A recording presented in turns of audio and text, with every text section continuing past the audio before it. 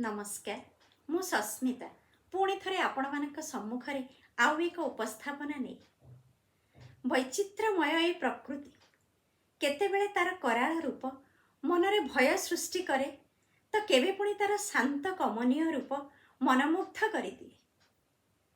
मनिषर प्रकृति मध्य केते रहस्यमय।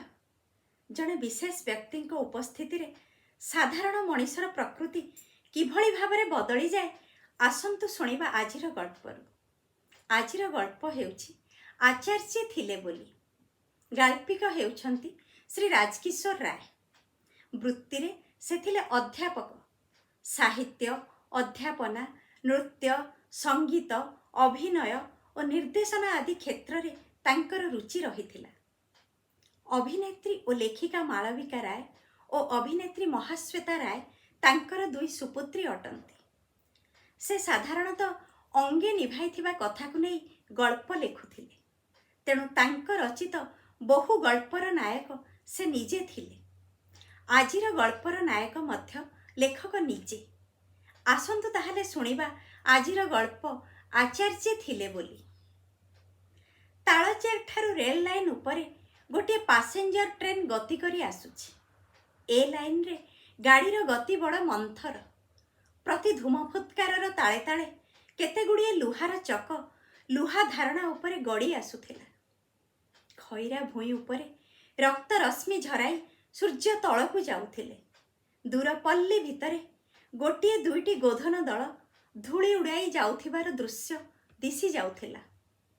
ट्रेन भीतर कोठरी गुड़िकरे प्रदीप जली उठिलानी। आरोही मानंकर पूर्वर पाउसिया मुह आलोकित होई जाइछि। चिन्हिली ओडिशार कोनोसी कॉलेज रो जणे विज्ञान अध्यापक।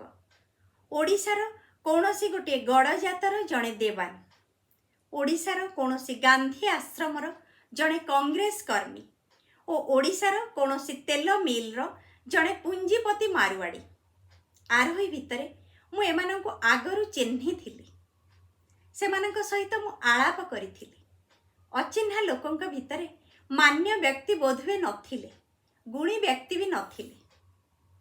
जो माने थिले सेमाने सबुबेले नथिला परी ट्रेन रे यातायात करंती। देखा सुना जीव एमाने, किंतु केही केबे एमानंकु दृष्टि दियंती नाही। आलाप कथा दूरे थाउ। आंठू उपरकु ढाउ रंगर खंडे खंडे लुगा पिंधी 4-5 जन पुरुष और तांक संगे सेही भली देह घोड़ाई आउ खंडे खंडे ढाउ रंगर माइपी पिंधा पिंधी केते जन स्त्री लोक बसी रहिथिले। बेंच उपरे नुहे तले अधा पोड़ा बीड़ी, कदली चोपा, कोबीपत्र आदिर समन्वय रे जेउठी गोटे सज्जा पड़िथिला सेठी तारी उपरे सेमाने बसिथिले। सेमाने बड़ काकुस्थ देखा जाउथिले। सते कि केही तांको करुणा देखाई एडे बड़ जानरे बसिबाकू आज्ञा देइछि। तांकु दंडे मु चाही रहिथिले। गोटे पाखे अस्तगामी सूर्यर रश्मि संचारर अपूर्व शोभा, अन्य पाखे ट्रेन रो एक आरोही दल। संबलपुर लरी स्टैंड पाखे गड़जातर देवानक संगे प्रथमे देखा होइथिला। से मते चिन्हि नथिले, परे चिन्हिले। बोधवे केही जणे सेठारे मोर परिचय कराई देइथिले। परिचय आद्य प्रांत सूक्ष्म भावरे शेष न हेउणु देवान साहेब एक प्रकार चित्कार करी अति पाखरे छिड़ा होइथिबा जणे अधो बदना अथच आधुनिका तरुणी को मते देखाई कहिथिले, आलो आभा, ए जणे लेखक ना बोधवे शुणिथिबु। ए हेउछंती श्री राजकिशोर राय। तू बोधवे तांकर बही तुम क्लास रे पढ़ुथिबु। एभली लोकंक संगे देखा हवा भाग्यर कथा। मु लज्जित हेली। आभा सल्लज भाव देखाइले। तांकर ब्रीड़ा भाव काटी देबा पई मो प्रति तांकर मृदु नमस्कार ध्वनि तांको साहाय्य कला। मोर संकोच भाव काटी देबा पई मोर प्रति नमस्कार बाणी बोधवे मते साहाय्य कला। समय थिले चिंता करिथांती मोर नाम सहित ओडिशार वातावरण भितरे जे गोटे छोट वायुमंडल संपृक्त एवं जहार आकुंचन और संकोचन ओडिशार बहु क्षेत्र रे मार्जित हेउ बा अमार्जित हेउ दृष्ट हुए, ताहा केते दूर आभार कुसुम कोमल हृदय को विमथित करि पारिछि। କିନ୍ତୁ ସମୟ ନଥିଲା। ଲରି ଛାଡ଼ିବା ସମୟ ହୋଇଥିଲା। ଆଭା ବସିଲା ମହିଳାସନରେ, ଆଉ ମୁଁ ଓ ଦେବାନ ବସିଲୁ ପୁରୁଷାସନରେ।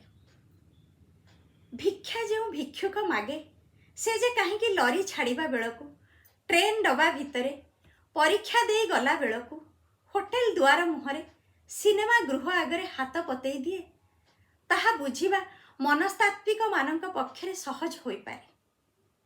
ପ୍ରାଚୁର୍ଯ୍ୟ ଓ ତୃପ୍ତି ପାଖେ ଦୈନ୍ୟ ଓ ଅଭାବ କର ପତେଇ ଯେଉଁ ଅଭିଯୋଗ ବାଢ଼େ, ସେଥିରେ ରହସ୍ୟ ଅଛି, ଗ୍ଲାନି ବି ଅଛି। ବସ୍ର ଚାରିଟା ଚକ ଘୂରିବାକୁ ଆରମ୍ଭ କରିଛି କି ନାହିଁ, ଗୋଟିଏ ପଙ୍ଗୁ ଦେବାନ ବାବୁଙ୍କୁ ହାତ ପତେଇ ଦେଇଛି। ଅଥର ପଶି ପଡ଼ିଯିବାର ଭୟ ତାହାର ଥିଲା। ସେହି ଭୟକୁ ଭ୍ରୂକ୍ଷେପ ନ କରି ସେ ଦୌଡ଼ି ଦୌଡ଼ି ଯୋଡ଼ ହାତରେ ମାଗୁଥାଏ, ପଇସାଟିଏ, ଗୋଟିଏ ପଇସା, ହେ ବାବା। ଦେବାନଙ୍କ ମୁହଁରେ ବିରକ୍ତି ଓ କ୍ରୋଧର ଚିହ୍ନ। ଶେଷ ମୁହୂର୍ତ୍ତରେ ସେ ଆବିଷ୍କାର କଲେ ଯେ ଟିଫିନ୍ ବାକ୍ସ ଆଭା ସଜାଡ଼ି ଆଣିଛି, ଅଥଚ ଷ୍ଟେଟ୍ର ପ୍ରସିଦ୍ଧ ରାଜୋଦ୍ୟାନ କୂପର ସ୍ୱଚ୍ଛ ନୀର ସେ ସୋରେଇରେ ଆଣିପାରି ନାହିଁ। ଆଭାକୁ ସେ ସେଇଠି ଚେତେଇ ଦେଇଥିଲେ ଯେ ବମ୍ବେ ବା କଲିକତା ଗଲେ ମଧ୍ୟ ରାଜକୂପର ଜଳ ନେବାକୁ ସେ ଭୁଲନ୍ତି ନାହିଁ, କାରଣ ବାଟରେ ଘାଟରେ ଯାହା ତାହା ପାଣି ପିଇବା ଅର୍ଥ ମୃତ୍ୟୁ। ତାପରେ ଏହି ପଙ୍ଗୁଭଳି ଭିକାରୀଗୁଡ଼ାଙ୍କ ସଂସ୍ରବରେ ଯେଉଁ ମାଟି ପାଣି ଆସୁଛି, ତାହା ସହିତ ସୁସ୍ଥ ଜୀବ ସଂଯୋଗ ରଖିଲେ ପ୍ରାଣ ଆଉ ରହିବ ନାହିଁ। ଡ୍ରାଇଭର ବସ୍ ଛାଡ଼ି ପାରୁନାହିଁ। ଦେବାନଙ୍କର ଅସୁବିଧା ହୋଇଛି। ବସ୍ ବି ସେହି ଷ୍ଟେଟ୍ ଭିତରେ ଯାଏ। ଡ୍ରାଇଭରର ମନ ଖରାପ। ପ୍ରଥମେ ହାତ ଯୋଡ଼ି ସେ ଷ୍ଟିଅରିଂ ଚକ୍ରକୁ ନମସ୍କାର କରିସାରିବା ପରେ ଏ ଯେଉଁ ଦୁର୍ଯୋଗ, ସେଥିରେ ତାର ରାଗ ହେଲା ବିଚରା ଭିକାରୀ ଉପରେ। ଅକଥ୍ୟ ଭାଷାରେ ସେ କହିବାକୁ ଆରମ୍ଭ କରିଛି। ଦେବାନ ବାବୁ ବି ସମର୍ଥନ କଲେ। ଏଗୁଡ଼ାକ ଚୋର, ବଦମାସ, ବ୍ୟବସାୟ ଖୋଲିଛନ୍ତି, ବାହାର ବାହାର। ମୋ ପାଖରେ 2 ପଇସାଟିଏ ନଥିଲା। ଚାରଣୀ, ସେତିକି ବଢ଼େଇ ଦେଲି। ବସ୍ ଚାଲିଲା 8 ମଲ୍ଲିକ। ଖରା, ଧୂଳି ଓ ଆଣ୍ଠୁ ଜାକି ବସି ରହିବାର କଷ୍ଟରୁ ମୁଁ ତ୍ରାହି ପାଇଲି। ଘନ ଛାୟା ତଳେ ମୁଁ ବିଶ୍ରାମ କଲି। ଦେଖିଲି ମୋର ଜଣେ ଅଧ୍ୟାପକ ବନ୍ଧୁ 8 ମଲ୍ଲିକ ବସ୍ରେ ଯାଉଛନ୍ତି। ଆଳାପ ହେଲା। ବିଜ୍ଞାନର ଅଧ୍ୟାପକ ସେ, ତେଣୁ କଥା କଥାକେ ତାଙ୍କ ତୁଣ୍ଡରୁ ବାହାରେ ଆମେରିକା, ଆମେରିକାର ସଭ୍ୟତା, ଆମେରିକାର ସ୍କାଇ ସ୍କ୍ରେପର, ଆମେରିକାର ପୁରୁଷ ଓ ସ୍ତ୍ରୀ, ଆମେରିକାର ଉଦ୍ଭିଦ, ଆମେରିକାର ଜାନ୍ତବ ଇତ୍ୟାଦି। ମୋତେ ସେଇଠି ସେ କହିଲେ, ଆଜି ଗୋଟାଏ ଆମେରିକାନ ମାଗାଜିନ୍ରୁ ମୁଁ ପଢ଼ିଛି, ପୁରୁଷ ଓ ସ୍ତ୍ରୀର କେଶରାଶିରୁ ଉତ୍କୃଷ୍ଟ ବିସ୍କିଟ୍ ଓ ପାଉଁରୁଟି ତିଆରି ହୋଇପାରୁଛି।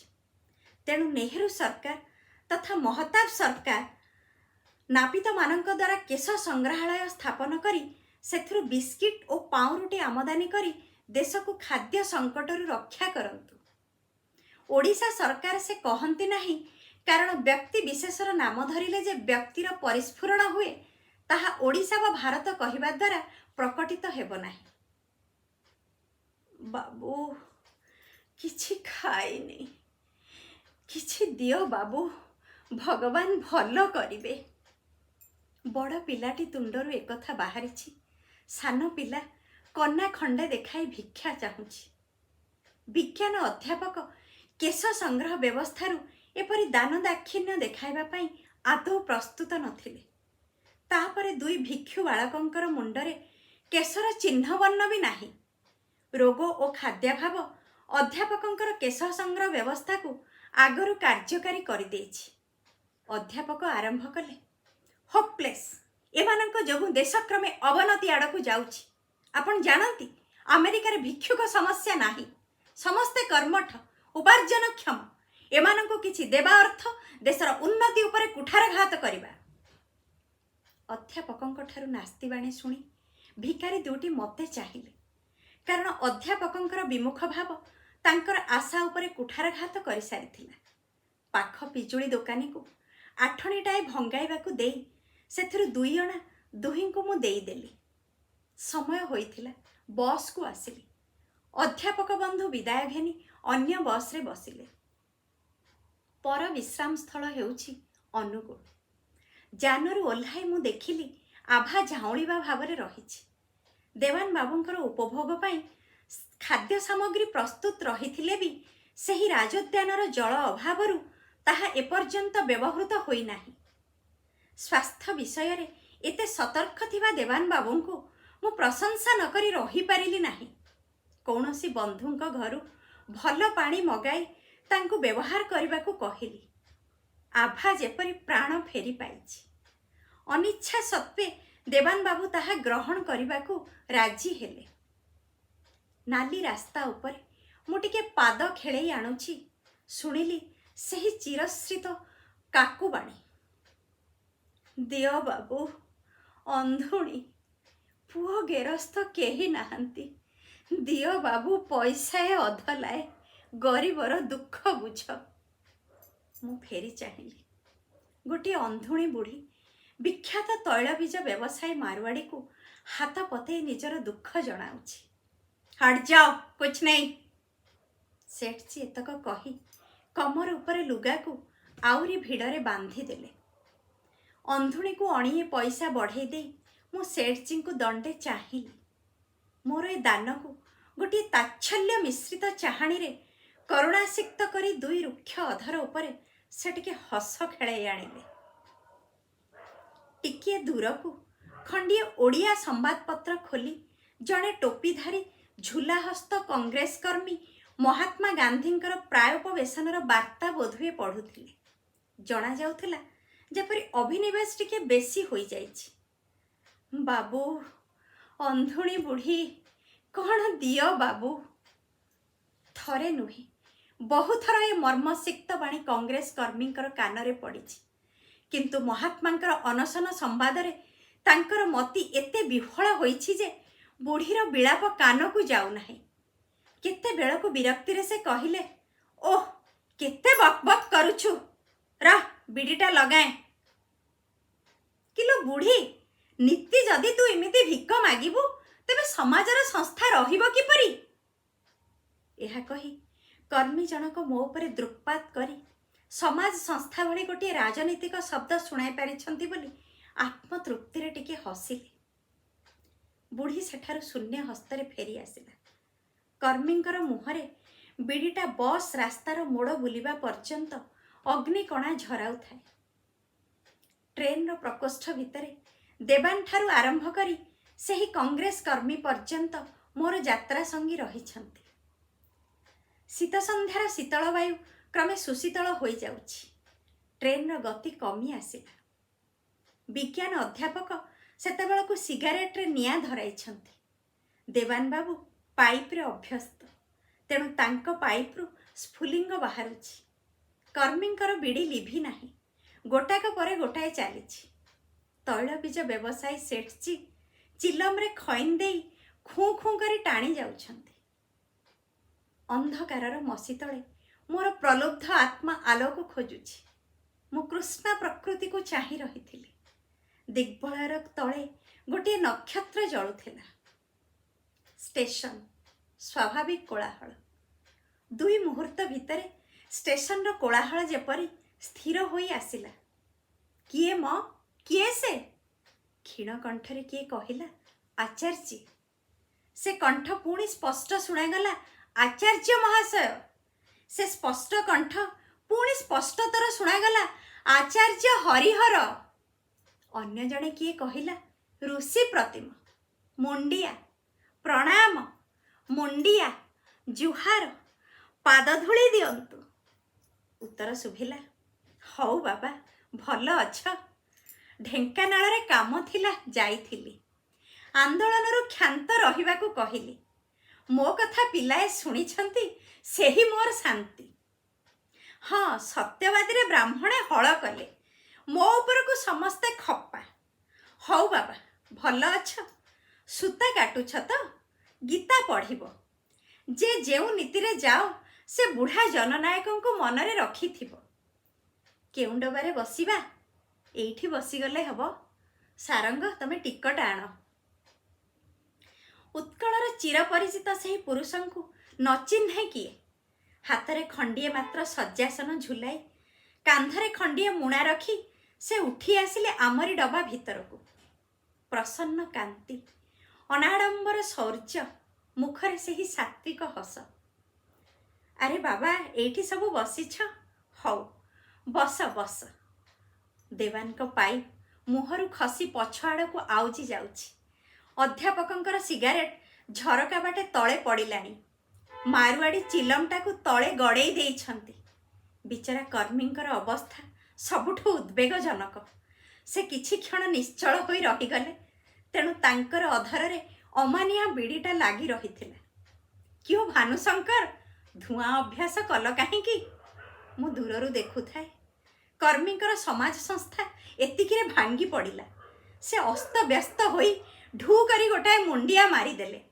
ବିଜ୍ଞାନ ଅଧ୍ୟାପକ ହଠାତ୍ ଆରମ୍ଭ କରିଦେଲେ, ଆଜ୍ଞା, ଭାରତ କ'ଣ ମୌଳିକ ଶିକ୍ଷା ଯୋଜନାକୁ ଶିକ୍ଷା ଗ୍ରହଣ କରିପାରିବ?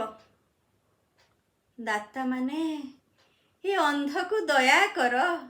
ନିଆଶ୍ରିକ ମାଗୁଛି, ପଇସାଏ ଅଧଲାଏ ଦିଅ। ଭଗବାନ ଦୟା କରିବେ, ଦିଅ ବାବା। ଅନ୍ଧ ଗୀତ ଧରିଛି। ଛଳ ଛଳ ଆଖିରେ ଉତ୍କଳର ଋଷି ବାରଣ କଲେ, ନାହିଁ ବାବା, ଗୀତ ବୋଲ ନାହିଁ, କଷ୍ଟ ହେବ। ହେଇଟି ନିଅ, କହି ଆଚାର୍ଯ୍ୟ 2 ଅଣିଟିଏ ଅନ୍ଧକୁ ବଢ଼ାଇ ଦେଲେ। ସାଙ୍ଗେ ସାଙ୍ଗେ ଦେବାନ କହିଲେ, ନେ ନୋଟଟାଏ, ଦେଖି ରଖ। ଅଧ୍ୟାପକ ମନି ବ୍ୟାଗରୁ ଅଣ୍ଡାଳି ଆଣିଲେ ଟଙ୍କାଟିଏ। କହିଲେ, ନେ ଟଙ୍କାଟା, ସାଇତି କରି ରଖ। ଆହା, ଏମାନେ ଦରିଦ୍ର ନାରାୟଣ। ଆମେରିକାରେ ଏମାନଙ୍କୁ ସାହାଯ୍ୟ କରିବା ପାଇଁ ବହୁ ପ୍ରକାରର ପାଣ୍ଠି ରହିଛି। ମାରୁଆଡ଼ି ଖୋସଣି ଫିଟାଇ କହିଲେ, ଲେଓ 8 ଆନା, ହମାରା ଗୋଦାମକୁ ଗଇଲେ କିଛୁ ବେଶୀ ମିଳିବରେ। ଶେଷରେ କର୍ମୀ ପକେଟରୁ ବାହାର କଲେ 4 ଅଣା ପଇସା। କହିଲେ, ନେ ବାବା ନେ, ସମାଜର ସଂସ୍ଥା ରଖିବାକୁ ହେଲେ ତମକୁ ହିଁ ଆଗ ଦେଖିବାକୁ ହେବ। ଏ ଭିତରେ 2ଟି ଷ୍ଟେସନ ପାର ହୋଇଯାଇଛି। ମୁଁ ଚିତ୍ର ପ୍ରତିମା ଭଳି ବସି ରହିଥାଏ। ଦେବାନ ସାହେବ ପାଖକୁ ଆସି ମୋତେ ହଲେଇ ଦେଇ କହିଲେ, ଆପଣ କ'ଣ ଦେଖୁଛନ୍ତି? ମୁଁ ଉତ୍ତର ଦେଲି, ପ୍ରକୃତି। ସେ ହସିଲେ। କହିଲେ, ଅନ୍ଧକୁ କିଛି ଦେଲେନି? ମୁଁ ଉତ୍ତର ଦେଲି, ନା। ଦେବାନ କହିଲେ, କିନ୍ତୁ ସବୁଠାରେ ମୁଁ ଦେଖିଲି ଆପଣ ଦେଇ ଆସିଛନ୍ତି। ମୁଁ କହିଲି, ହଁ, କିନ୍ତୁ ଏଠାରେ ପାରିଲି ନାହିଁ। କାରଣ ଆଚାର୍ଯ୍ୟ ଥିଲେ ବୋଲି। ସେ ମୋର କାନ୍ଧ ଉପରେ ସ୍ନେହରେ ହାତ ରଖି କହିଲେ, ମୁଁ ଶିଖିଲି। ମୁଁ ପୁଣି କହିଲି, ମୋର ସେହି ଏକା ଉତ୍ତର, ଆଚାର୍ଯ୍ୟ ଥିଲେ ବୋଲି। ଦେବାନ ବାବୁ ଏଥର ମୋତେ ବେଶ୍ ଭଲ ଭାବରେ ଚାହିଁଲେ ଆଉ କହିଲେ, ସତେ ଆପଣ କବି ଭାବର ଲୋକ। ଟ୍ରେନ୍ ଚାଲିଥାଏ। ଦୂର ଚକ୍ରବାଳ ତଳେ ଏକାକୀ ସେହି ନକ୍ଷତ୍ରଟି ଆହୁରି ଦୀପ୍ତ ଦେଖାଯାଉଥାଏ। ଧନ୍ୟବାଦ। ଭିଡ଼ିଓଟି ଯଦି ଆପଣମାନଙ୍କୁ ଭଲ ଲାଗିଲା ତାହେଲେ ଏହାକୁ ଲାଇକ୍ କରନ୍ତୁ, ସେୟାର କରନ୍ତୁ ଓ ଏହି ଚ୍ୟାନେଲଟିକୁ ସବସ୍କ୍ରାଇବ୍ କରନ୍ତୁ। ଏହି ଚ୍ୟାନେଲଟିର ନାଁ ହେଲା ସମୟ ସୁଅରେ। ଧନ୍ୟବାଦ।